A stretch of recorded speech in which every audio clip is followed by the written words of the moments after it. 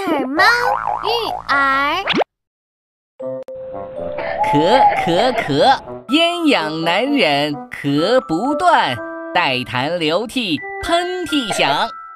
Dr. 猫，别饮食了，求帮助。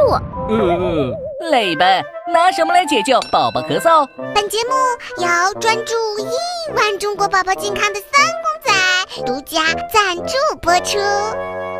贝贝这情况应该是寒气入肺引起的风寒咳嗽，着凉了。咳嗽的这么频繁，不会是肺炎吧？焦虑妈妈放轻松，不是咳多了就是肺炎哦。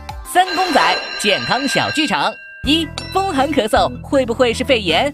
肺炎一般会持续发烧2至3天，大多在38度以上，在咳嗽的同时呼吸加重，呼吸困难，并且宝宝晚上呼吸困难加重，还睡不好觉。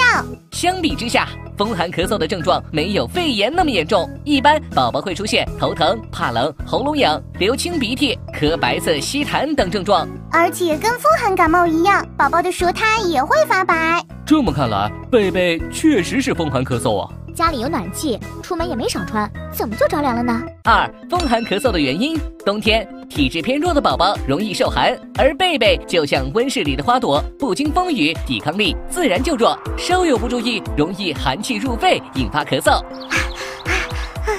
都出汗了，把帽子和围巾脱了吧。又是你干的好事。不过风寒咳嗽也有可能是风寒感冒过后，体内的寒气没有去除，进入肺部引起的。寒气快走开！Dr. 猫，那现在该怎么办？给你们支2招吧。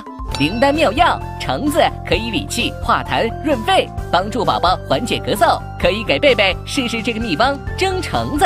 该怎么蒸啊？把橙子的顶部削去，在橙肉上抹点盐，上蒸锅。蒸煮的水烧开后，再蒸10分钟就可以取出橙子。去皮后，把果肉和蒸出来的水一起给宝宝吃。如果宝宝咳嗽较重，可以适当服用止咳的中成药哦。小青龙汤方其出自医圣张仲景的《伤寒论》，它可以帮助宝宝解表散寒、温肺化饮，最好在医生的指导下服用哦。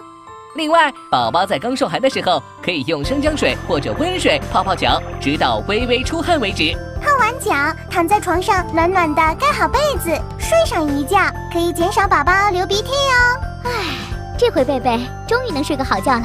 是啊，赶紧回你的小黑屋去，别再传染了咱闺女。又要被隔离。背暖肚暖足要暖，头和心胸却虚凉。冬天适当穿衣，才能提高宝宝的御寒能力哦。我们是快乐三公仔，用心守护儿童健康。下期再见哦，嘿嘿。嘿，宝贝，妈妈，每一秒每一夜，妈妈的爱就是要你好好的。爸爸，喵喵喵，喵喵喵，小小意外不要怕。